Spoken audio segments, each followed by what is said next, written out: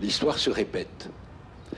Et vous voyez qu'il y a plus de 100 ans, Goethe, je vous dis quelque chose, faisait dire dans Faust, acte 2, le poison se répand sur le globe terrestre, transformant la nature tout entière en un cloaque pour l'homme.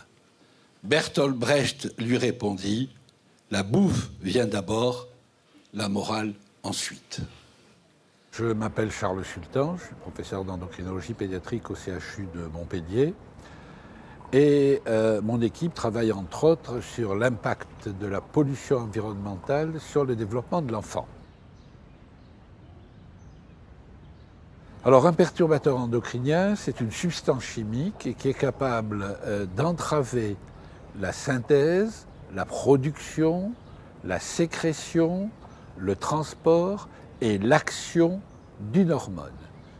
Alors les prototypes de glandes endocrines, c'est la thyroïde, c'est l'ovaire, le testicule, le pancréas qui produit l'insuline et d'autres tissus qui sont le tissu adipeux qui produit des hormones.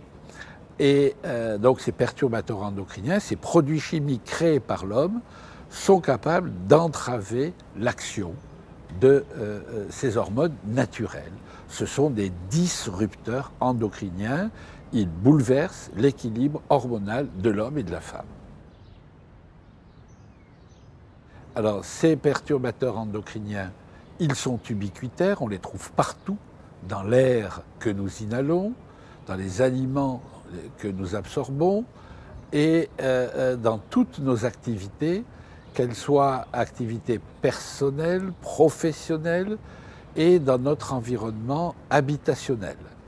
En d'autres termes, ces perturbateurs endocriniens envahissent notre environnement dans toutes les activités quotidiennes, aussi bien intramuros qu'extramuros, et ce, depuis la période fœtale.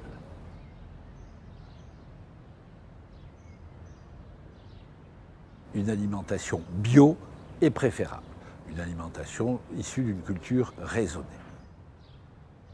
Il faut réduire l'apport de poissons gras, car ces poissons gras contiennent aussi des pesticides, et limiter l'apport de poissons à une fois par semaine, voire une fois toutes les 2 semaines.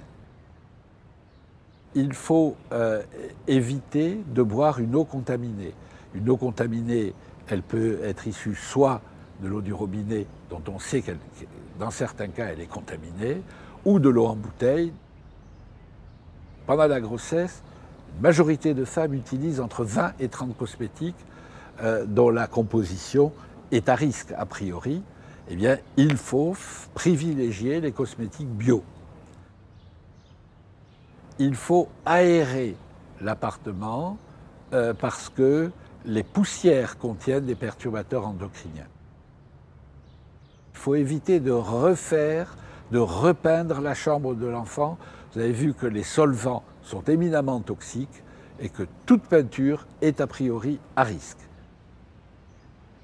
Il faut préparer du linge pour le bébé, le laver si possible avant l'utilisation, et linge et couches et matériel qui soient dénués de perturbateurs endocriniens.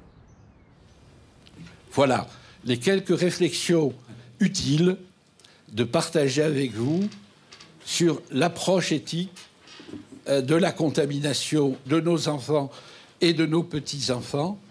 C'est un singulier problème de réflexion individuelle, c'est un problème immense de décision collective. Il ne tient qu'à vous, à nous aider, nous les quelques médecins ou paramédicaux, parce que c'est le même combat impliqué dans cette problématique, à relayer auprès des décisionnaires, au fond, nos messages, pour éviter que ne s'aggrave ce qui constitue, ce qui s'inscrit comme une catastrophe sanitaire pour demain.